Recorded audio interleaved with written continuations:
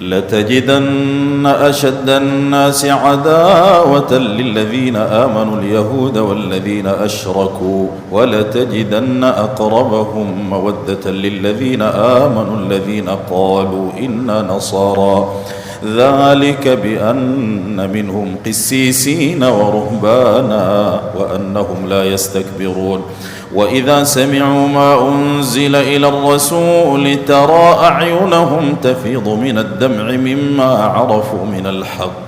يقولون ربنا آمنا فاكتبنا مع الشاهدين وما لنا لا نؤمن بالله وما جاءنا من الحق ونطمع أن يدخلنا ربنا مع القوم الصالحين فأثابهم الله بما قالوا جنات تجري من تحتها الأنهار خالدين فيها وذلك جزاء المحسنين والذين كفروا وكذبوا بآياتنا أولئك أصحاب الجحيم يا أيها الذين آمنوا لا تحرموا طيبات ما أحل الله لكم ولا تعتدوا إن الله لا يحب المعتدين وكلوا مما رزقكم الله حلالا طيبا واتقوا الله الذي أنتم به مؤمنون لا يؤاخذكم الله باللغو في أيمانكم ولكن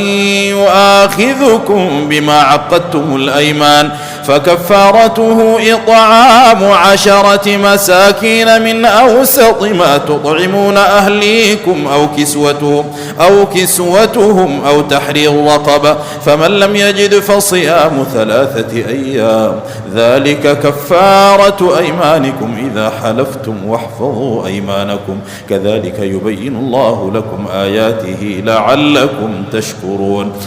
يا أيها الذين آمنوا إنما الخمر والميسر والأنصاب والأزلام رجس من عمل الشيطان فاجتنبوه لعلكم تفلحون إنما يريد الشيطان أن يوقع بينكم العداوة والبغضاء في الخمر والميسر ويصدكم عن ذكر الله وعن الصلاة فهل أنتم منتهون وأطيعوا الله وأطيعوا الرسول واحذروا فإن توليتم فاعلموا أنما على رسولنا البلاغ المبين ليس على الذين آمنوا وعملوا الصالحات جناح فيما طعموا إذا ما اتقوا وآمنوا وعملوا الصالحات ثم اتقوا وآمنوا ثم اتقوا وأحسنوا والله يحب المحسنين يا أيها الذين آمنوا ليبلونكم الله بشيء من الصيد تناله أيديكم ورماحكم ليعلم الله من يخافه بالغيب فمن اعتدى بعد ذلك فله عذاب أليم يا أيها الذين آمنوا لا تقتلوا الصيد وأنتم حرم ومن قتله منكم متعمدا فجزاء مثل ما قتل من النعم يحكم به ذوى عدل منكم هديا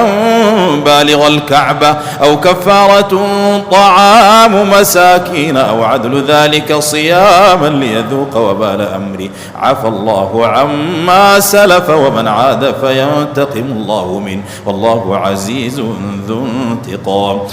أحل لكم صيد البحر وطعامه متاعا لكم وللسيارة وحرم عليكم صيد البر ما دمتم حرما واتقوا الله الذي إليه تحشرون جعل الله الكعبة البيت الحرام قياما للناس والشهر الحرام والهدي والقلائد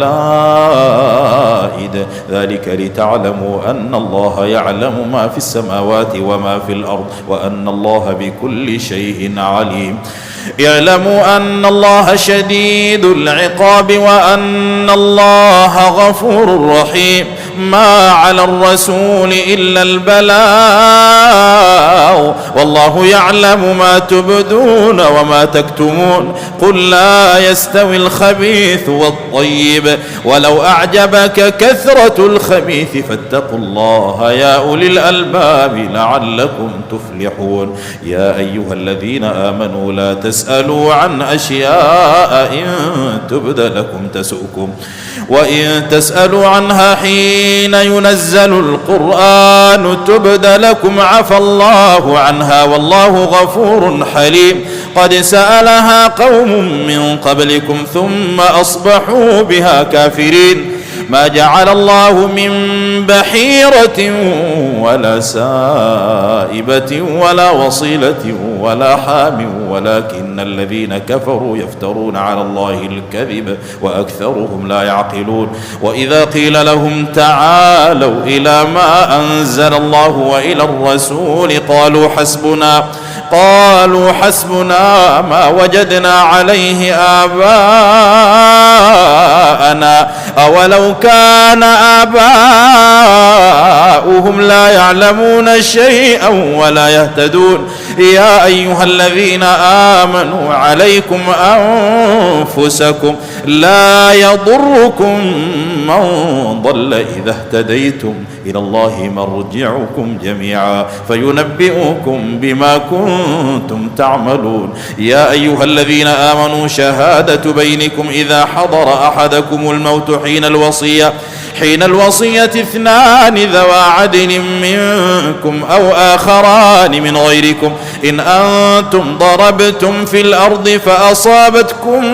مصيبة الموت تحبسونهما من بعد الصلاة فيقسمان بالله إن ارتبتم لا نشتري به ثمنا ولو كان ذا قربى ولا نكتم شهادة الله إنا إذا لمن الآثمين فإن عثر على أنهما استحقا إثما فآخران يقومان مقامهما من الذين استحق عليهم الأوليان فيقسمان بالله لشهادتنا أحق من شهادتهما وما اعتدينا إنا إذا لمن الظالمين ذلك أدنى أن يأتوا بالشهادة على وجهها أو يخافوا أن ترد أيمان بعد أيمانهم واتقوا الله واسمعوا والله لا يهدي القوم الفاسقين يوم يجمع الله الرسل فيقول ماذا أجبتم قالوا لا علم لنا إنك أنت علام الغيوب إذ قال الله يا عيسى ابن مريم اذكر نعمتي عليك وعلى والدتك إذ أيدتك بروح القدس تكلم الناس في المهد وكهلا وإذ علمتك الكتاب والحكمة والتوراة والإنجيل وإذ تخلق من الطين كهيئة الطير بإذني فتنفخ فيها فتكون طيرا بإذني وتبرئ الأكمه والأبرص بإذني وإذ تخرج الموتى بإذني وإذ كففت بني إسرائيل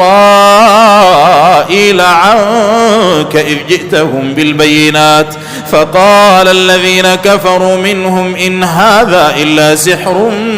مبين وإذ أوحيت إلى الحواريين أن آمنوا بي وبرسولي قالوا آمنا واشهد بأننا مسلمون إذ قال الحواريون يا عيسى ابن مريم هل يستطيع ربك أن ينزل علينا مائدة من السماء قال اتقوا الله إن كنتم مؤمنين قالوا نريد أن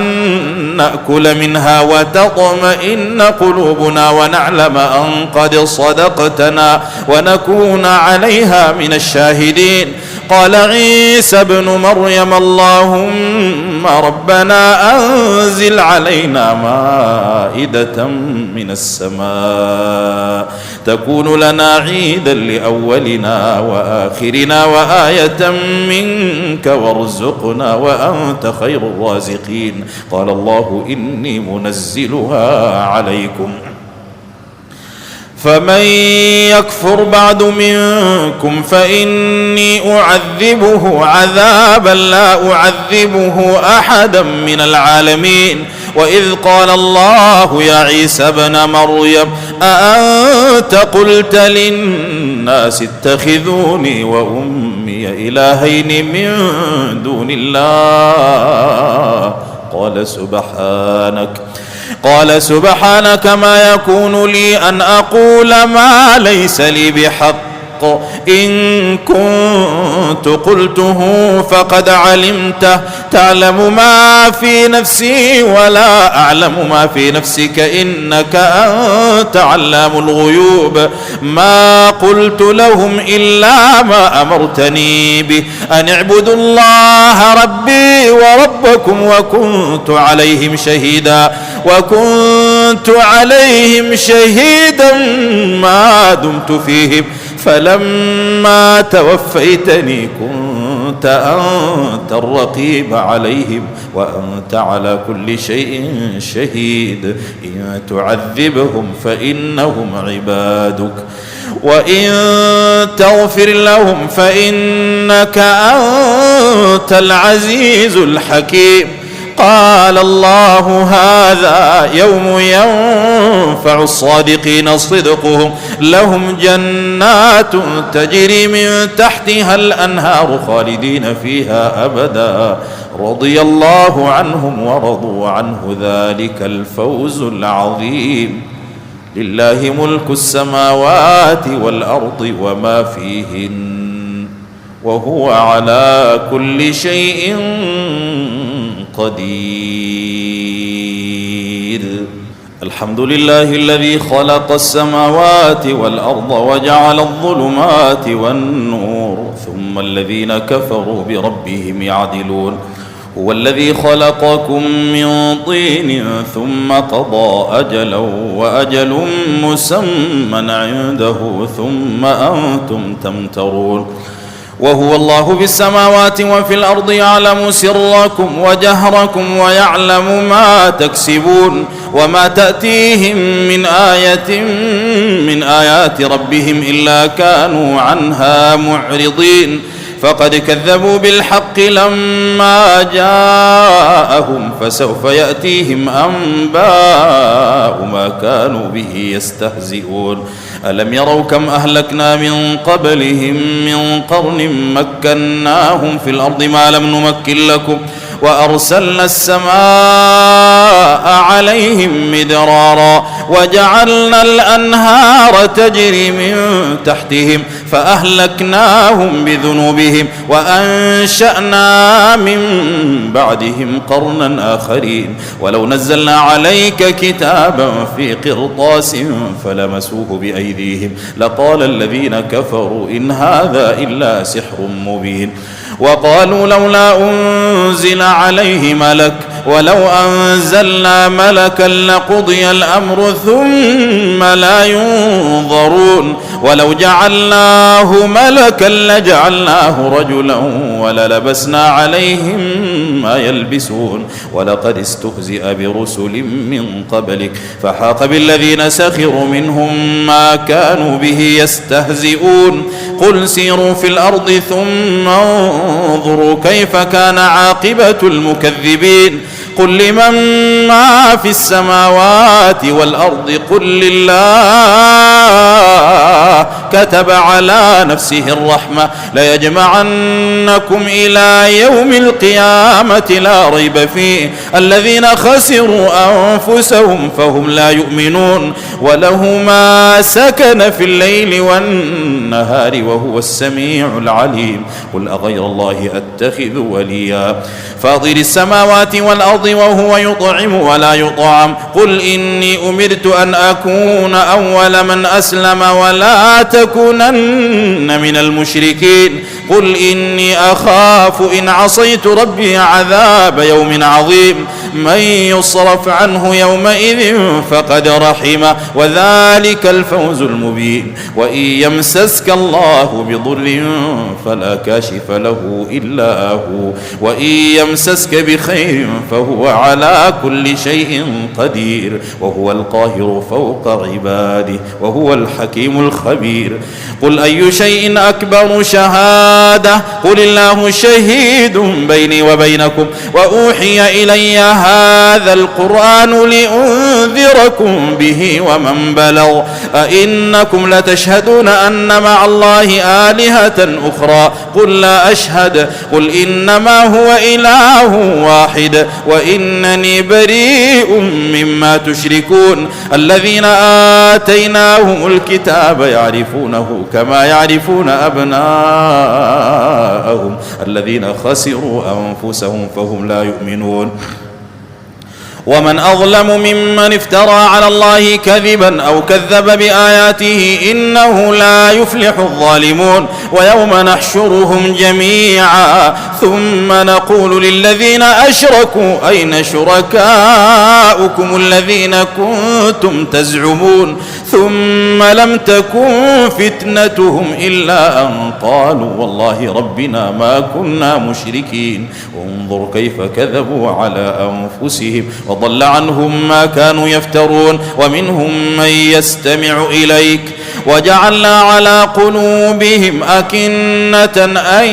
يفقهوه وفي آذانهم وقرا وإن يروا كل آية لا يؤمنوا بها حتى إذا جاءوك يجادلونك يقول الذين كفروا إن هذا إلا أساطير الأولين وهم ينهون عنه وينأون عنه وإن يهلكون إلا أنفسهم وما يشعرون. ولو ترى إذ وقفوا على النار فقالوا يا ليتنا نرد ولا نكذب بآيات ربنا ونكون من المؤمنين بل بدا لهم ما كانوا يخفون من قبل ولو ردوا لعادوا لما نهوا عنه وإنهم لكاذبون. وقالوا إن هي إلا حياتنا الدنيا ولو ترى إذ وقفوا على ربهم قال أليس هذا بالحق قالوا بلى وربنا قال فذوقوا العذاب بما كنتم تكفرون. قد خسر الذين كذبوا بلقاء الله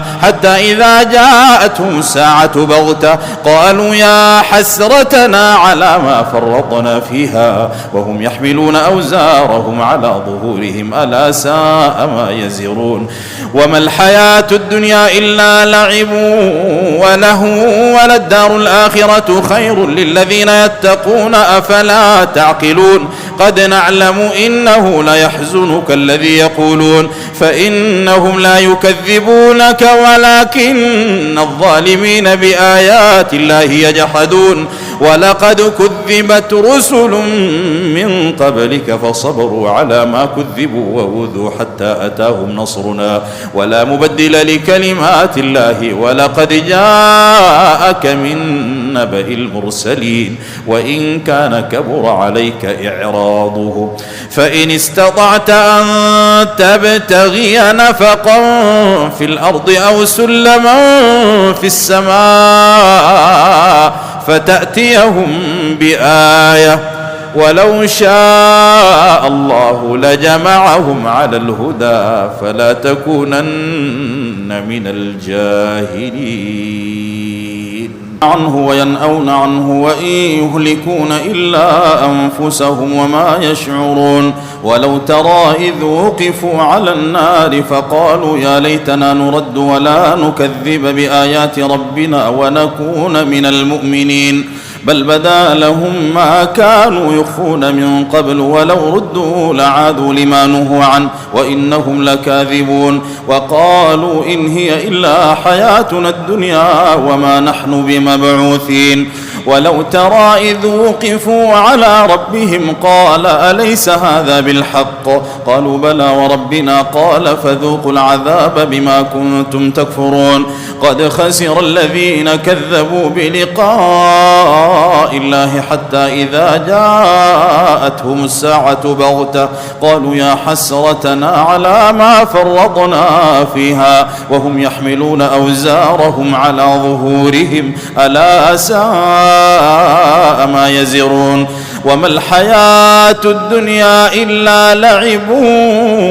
ولهو وللدار الآخرة خير للذين يتقون أفلا تعقلون قد نعلم إنه ليحزنك الذي يقولون فإنهم لا يكذبونك ولكن الظالمين بآيات الله يجحدون ولقد كذبت رسل من قبلك فصبروا على ما كذبوا وأوذوا حتى أتاهم نصرنا ولا مبدل لكلمات الله ولقد جاءك من نبأ المرسلين وإن كان كبر عليك إعراضهم فإن استطعت أن تبتغي نفقا في الأرض أو سلما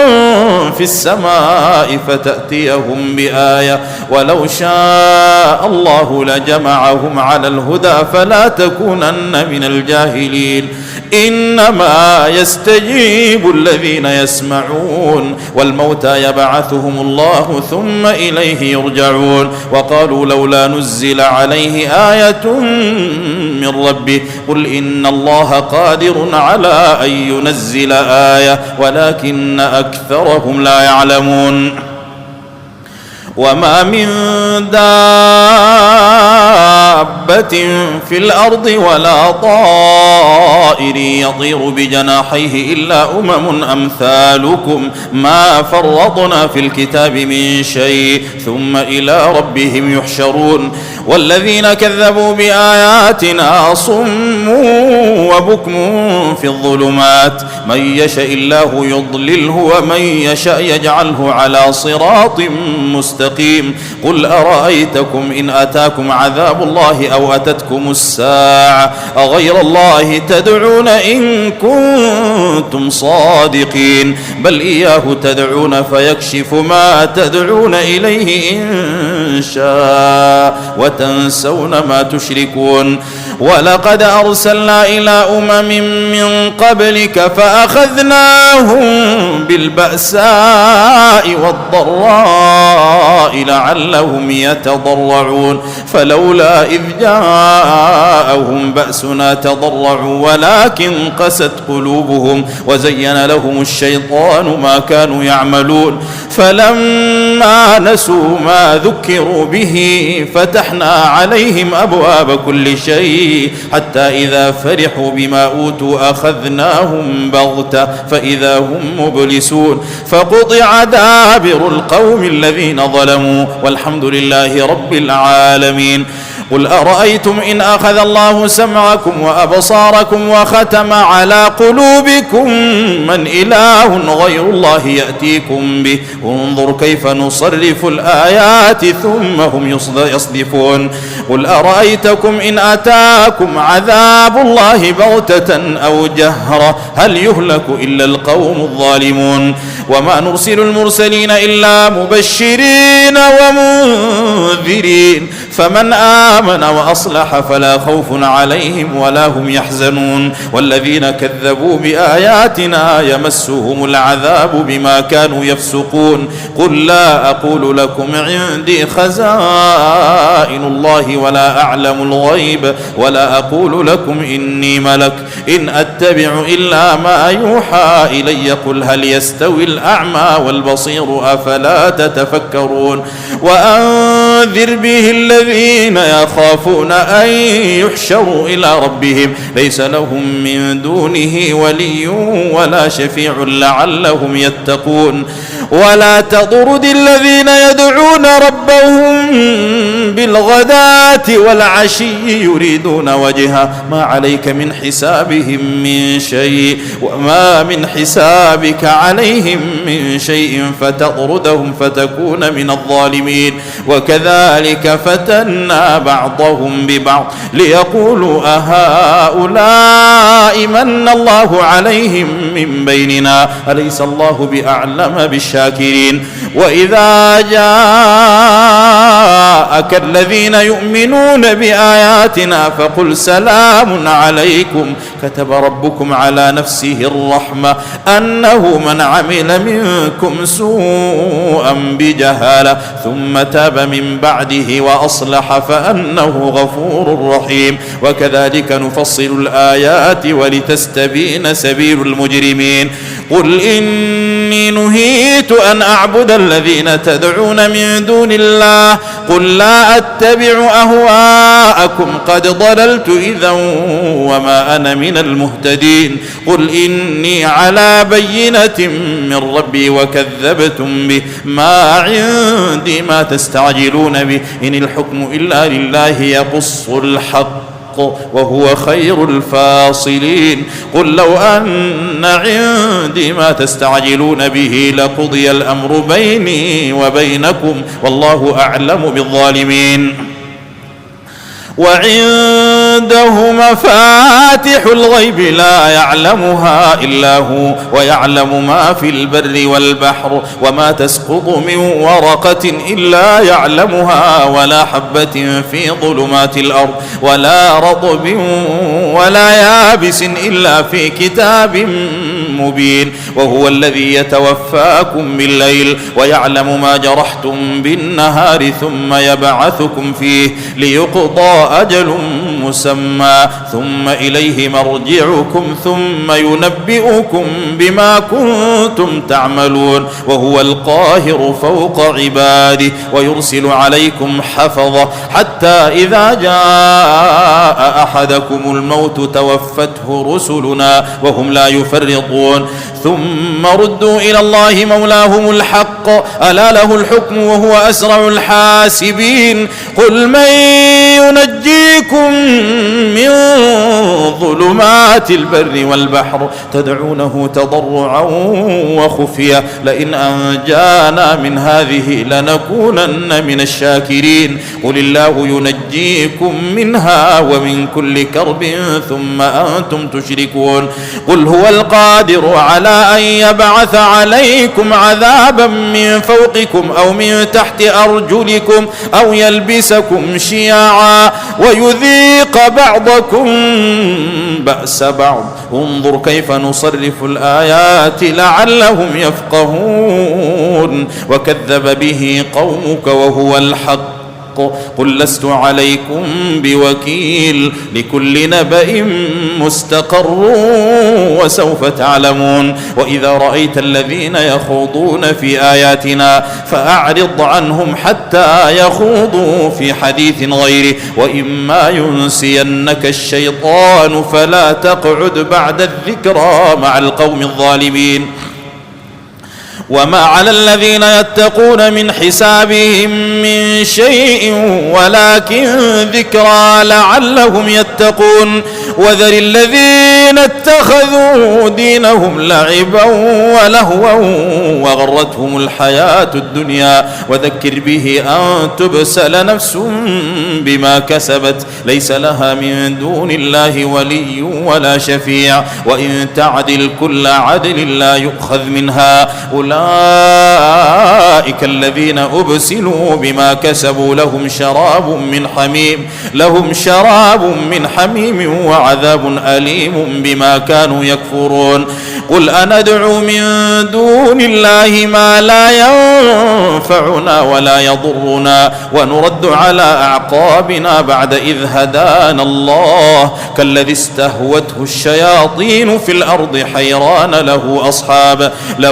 أصحاب يدعونه إلى الهدى ائتنا قل إن هدى الله هو الهدى وأمرنا لنسلم لرب العالمين وأن أقيموا الصلاة واتقوه وهو الذي إليه تحشرون وهو الذي خلق السماوات والأرض بالحق ويوم يقول كن فيكون قوله الحق وله الملك يوم ينفخ في الصور عالم الغيب والشهادة وهو الحكيم الخبير.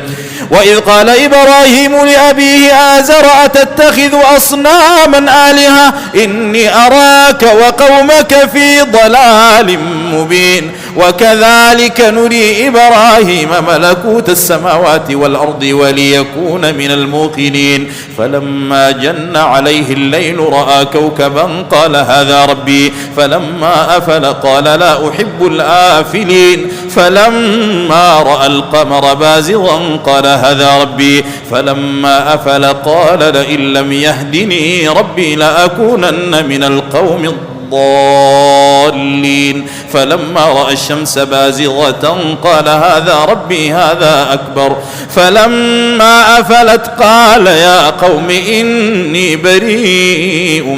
مما تشركون إني وجهت وجهي للذي فطر السماوات والأرض حنيفا وما أنا من المشركين. وحاجه قومه قال أتحاجوني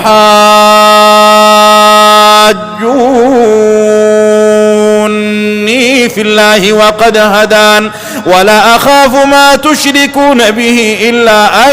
يشاء ربي شيئا وسع ربي كل شيء علما أفلا تتذكرون. وكيف أخاف ما أشركتم ولا تخافون أنكم أشركتم بالله ما لم ينزل به عليكم سلطانا فأي الفريقين أحق بالأمن إن كنتم تعلمون. الذين آمنوا ولم يلبسوا إيمانهم بظلم أولئك لهم الأمن وهم مهتدون. وتلك حجتنا آتيناها إبراهيم على قومه نرفع درجات من نشاء إن ربك حكيم عليم. ووهبنا له إسحاق ويعقوب كلا هدينا ونوحا هدينا من قبل ومن ذريته داود وسليمان وأيوب ويوسف وموسى وهارون وكذلك نجزي المحسنين. وزكريا ويحيى وعيسى وإلياس كل من الصالحين وإسماعيل واليسع ويونس ولوطا وكلا فضلنا على العالمين. ومن آبائهم وذرياتهم وإخوانهم واجتبيناهم وهديناهم إلى صراط مستقيم. ذلك هدى الله يهدي به من يشاء من عباده ولو أشركوا لحبط عنهم ما كانوا يعملون. أولئك الذين آتيناهم الكتاب والحكم والنبوة فإن يكفر بها هؤلاء فقد وكلنا بها قوما ليسوا بها بكافرين. أولئك الذين هدى الله فبهداه مقتدي. قل لا أسألكم عليه أجرا إن هو إلا ذكرى للعالمين. وما قدر الله حق قدره إذ قالوا ما أنزل الله على بشر من شيء. قل من أنزل الكتاب الذي جاء به موسى نورا وهدى للناس تجعلونه قراطيس تبدونها وتخفون كثيرا وعلمتم ما لم تعلموا أنتم ولا آباؤكم قل الله ثم ذرهم في خوضهم يلعبون. وهذا كتاب أنزلناه مبارك مصدق الذي بين يديه ولتنذر أم القرى ومن حولها والذين يؤمنون بالآخرة يؤمنون به وهم على صلاتهم يحافظون. ومن أظلم ممن افترى على الله كذبا أو قال أوحي إلي ولم يوحى إليه شيء ومن قال سأنزل مثل ما أنزل الله. ولو ترى إذ الظالمون في غمرات الموت والملائكة باسطوا أيديهم أخرجوا أنفسكم اليوم تجزون عذاب الهون بما كنتم تقولون على الله غير الحق وكنتم عن آياته تستكبرون ولقد جئتمونا فرادا ولقد جئتمونا فرادا كما خلقناكم أول مرة وتركتم ما خولناكم وراء ظهوركم وما نرى معكم شفعاءكم الذين زعمتم أنهم فيكم شركاء لقد تقطع بينكم وضل عنكم ما كنتم تزعمون. ولقد جئتمونا فرادا كما خلقناكم أول مرة وتركتم ما خولناكم وراء ظهوركم وما نرى معكم شفعاءكم الذين زعمتم أنهم فيكم شركاء لقد تقطع بينكم وضل عنكم ما كنتم تزعمون. إن الله فالق الحب والنوى يخرج الحي من الميت ومخرج الميت من الحي ذلكم الله فأنى تؤفكون. فالق الإصباح وجعل الليل سكنا والشمس والقمر حسبانا ذلك تقدير العزيز العليم. وهو الذي جعل لكم النجوم لتهتدوا بها في ظلمات البر والبحر قد فصلنا الآيات لقوم يعلمون. وهو الذي أنشأكم من نفس واحدة فمستقر ومستودع قد فصلنا الآيات لقوم يفقهون. وهو الذي أنزل من السماء ماء فأخرجنا به نبات كل شيء فأخرجنا منه خضرا نخرج منه حبا متراكبا ومن النخل من طلعها قنوان دانية وجنات من أعناب والزيتون والرمان مشتبها وغير متشابه انظروا إلى ثمره إذا أثمر وينعه إن في ذلكم لآيات لقوم يؤمنون. وجعلوا لله شركاء الجن وخلقهم وخرقوا له بنين وبنات بغير علم سبحانه وتعالى عما يصفون. بديع السماوات والأرض أنى يكون له ولد ولم تكن له صاحبة وخلق كل شيء وهو بكل شيء عليم. ذلكم الله ربكم لا إله إلا هو خالق كل شيء فاعبدوه وهو على كل شيء وكيل. لا تدركه الأبصار وهو يدرك الأبصار وهو اللطيف الخبير. قد جاءكم بصائر من ربكم فمن أبصر فلنفسه ومن عمي فعليها وما أنا عليكم بحفيظ. وكذلك نصرف الآيات وليقولوا درست ولنبينه لقوم يعلمون. اتبع ما أوحي إليك من ربك لا إله إلا هو وأعرض عن المشركين ولو شاء الله ما أشركوا وما جعلناك عليهم حفيظا وما أنت عليهم بوكيل. ولا تسبوا الذين يدعون من دون الله فيسبوا الله عدوا بغير علم كذلك زينا لكل أمة عمله ثم إلى ربهم مرجعهم فينبئهم بما كانوا يعملون. وأقسموا بالله جهد أيمانهم لئن جاءتهم آية ليؤمنن بها قل إنما الآيات عند الله وما يشعركم أنها إذا جاءت لا يؤمنون. ونقلب أفئدتهم وأبصارهم كما لم يؤمنوا به أول مرة ونذرهم في طغيانهم يعمهون. ولو أننا نزلنا إليهم الملائكة وكلمهم الموتى وحشرنا عليهم كل شيء قبلا ما كانوا ليؤمنوا إلا أن يشاء الله ولكن أكثرهم يجهلون. وكذلك جعلنا لكل نبي عدوا شياطين الإنس والجن يوحي بعضهم إلى بعض زخرف القول غرورا ولو شاء ربك ما فعلوه فذرهم وما يفترون ولتصغى إليه أفئدة الذين لا يؤمنون بالآخرة وليرضوه وليقترفوا ما هم مقترفون أفغير الله أبتغي حكما وهو الذي أنزل إليكم الكتاب مفصلا والذين آتيناهم الكتاب يعلمون أنه منزل من ربك بالحق فلا تكونن من الممترين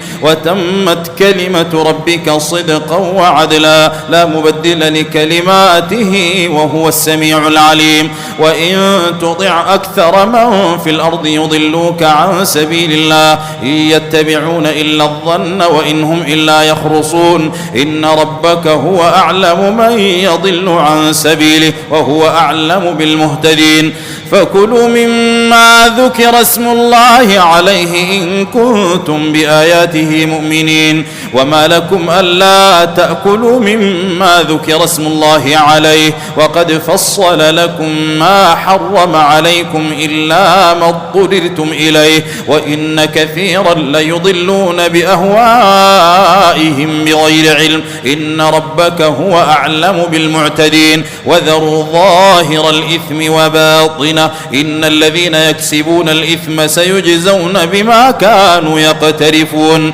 ولا تأكلوا مما لم يذكر اسم الله عليه وإنه لفسق وإن الشياطين ليوحون إلى أوليائهم ليجادلوكم وإن أطعتموهم إنكم لمشركون أومن كان ميتا فأحييناه وجعلنا له نورا يمشي به في الناس كمن مثله في الظلمات ليس بخارج منها كذلك زين للكافرين ما كانوا يعملون وكذلك جعلنا في كل قرية أكابر مجرميها ليمكروا فيها وما يمكرون إلا بأنفسهم وما يشعرون وإذا جاءتهم آية قالوا لن نؤمن حتى نؤتى مثل ما أوتي رسل الله الله أعلم حيث يجعل رسالته سيصيب الذين أجرموا صغار عند الله وعذاب شديد بما كانوا يمكرون فمن يرد الله أن يهديه يشرح صدره للإسلام ومن يرد أن يضله يجعل صدره ضيقا حرجا كأنما يصعد في السماء كذلك يجعل الله الرجس على الذين لا يؤمنون وهذا صراط ربك مستقيما قد فصلنا الآيات لقوم يذكرون لهم دار السلام وهو وليهم بما كانوا يعملون ويوم يحشرهم جميعا يا معشر الجن قد استكثرتم من الإنس وقال أولياؤهم من الإنس ربنا استمتع بعضنا ببعض وبلغنا أجلنا الذي أجلت لنا قال النار مثواكم خالدين فيها إلا ما شاء الله إن ربك حكيم عليم وكذلك نولي بعض الظالمين بعضا بما كانوا يكسبون يا معشر الجن والإنس ألم يأتكم رسل منكم يقصون عليكم آياتي وينذرونكم لقاء يومكم هذا قالوا شهدنا على أنفسنا وغرتهم الحياة الدنيا وشهدوا على أنفسهم أنهم كانوا كافرين ذلك أن لم يكن ربك مهلك القرى بظلم وأهلها غافلون ولكل درجات مما عملوا وما ربك بغافل عما يعملون وربك الغني ذو الرحمة إن يشأ يذهبكم ويستخلف من بعدكم ما يشاء كما أنشأكم من ذرية قوم آخرين إنما توعدون لآت وما أنتم بمعجزين قل يا قوم اعملوا على مكانتكم إني عامل فسوف تعلمون من تكون له عاقبة الدار إنه لا يفلح الظالمون وجعلوا لله مما ذرأ من الحرث والأنعام نصيبا فقالوا هذا لله بزعمهم وهذا لشركائنا فما كان لشركائهم فلا يصل إلى الله وما كان لله فهو يصل إلى شركائهم ساء ما يحكمون وكذلك زين لكثير من المشركين قتل أولادهم شركاؤهم ليردوهم وليلبسوا عليهم دينهم ولو شاء الله ما فعلوه فذرهم وما يفترون وقالوا هذه أنعام وحرث حجر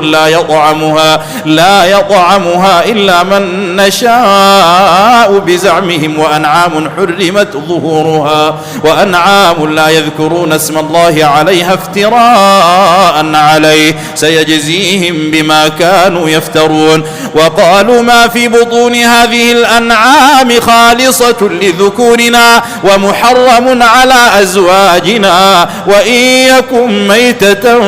فهم فيه شركاء سيجزيهم وصفهم إنه حكيم عليم قد خسر الذين قتلوا أولادهم سفها بغير علم وحرموا ما رزقهم الله افتراء على الله قد ضلوا وما كانوا مهتدين وهو الذي أنشأ جنات معروشات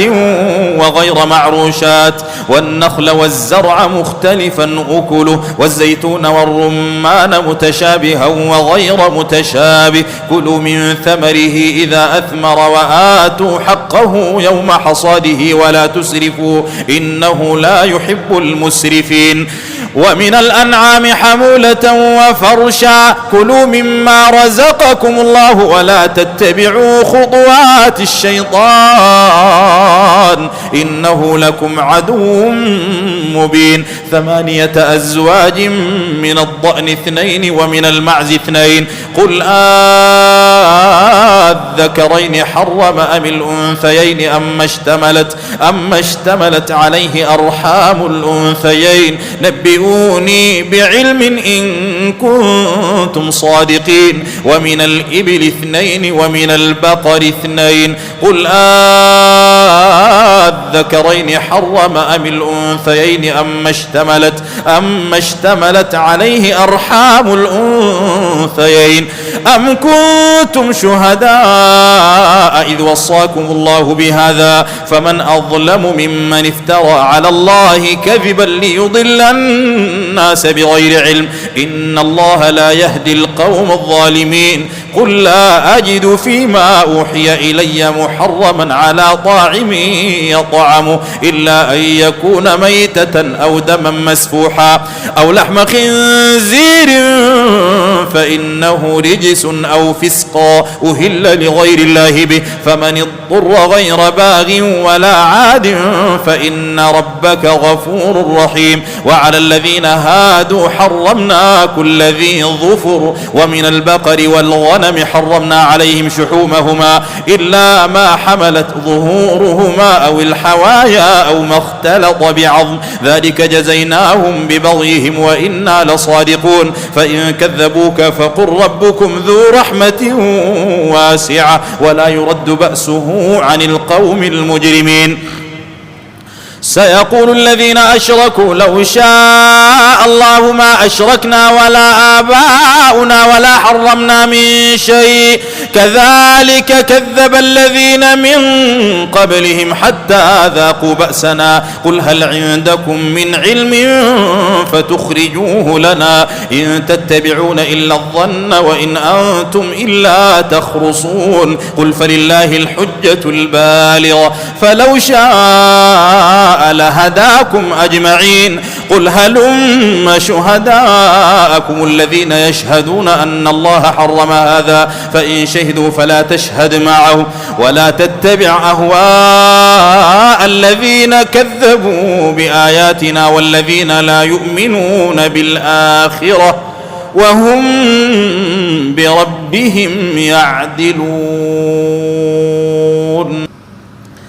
قل تعالوا أتل ما حرم ربكم عليكم ألا تشركوا به شيئا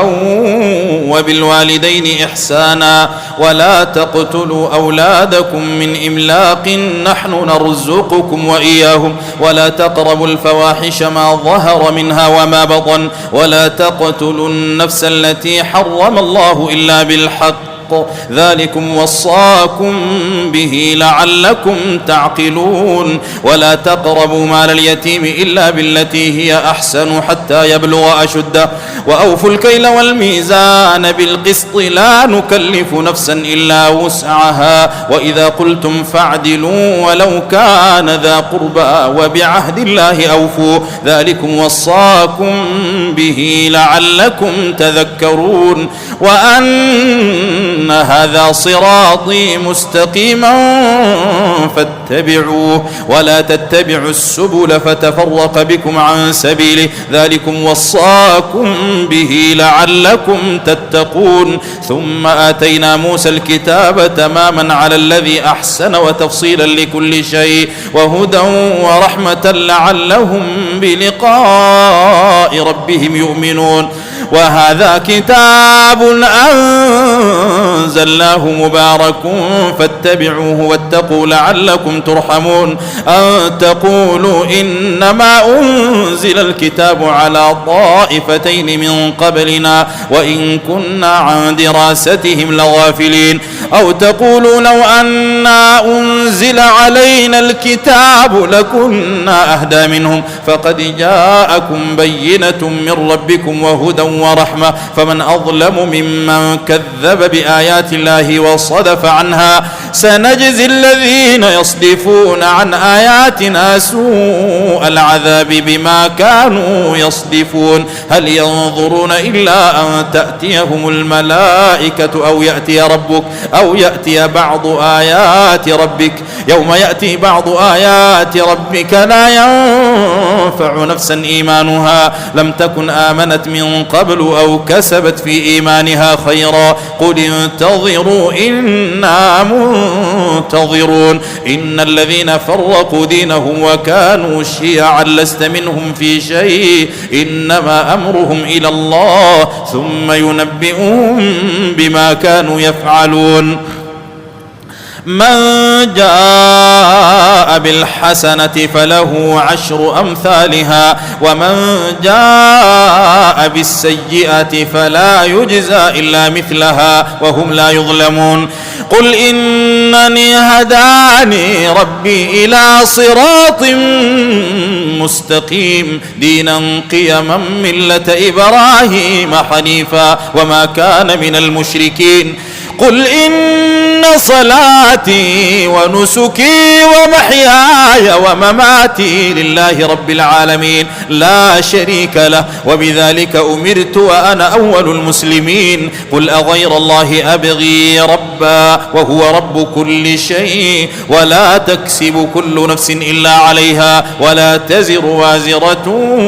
وزر أخرى ثم إلى ربكم مرجعكم فينبئكم بما كنتم فيه تختلفون. وهو الذي جعلكم خلائف الأرض ورفع بعضكم فوق بعض درجات ليبلوكم فيما آتاكم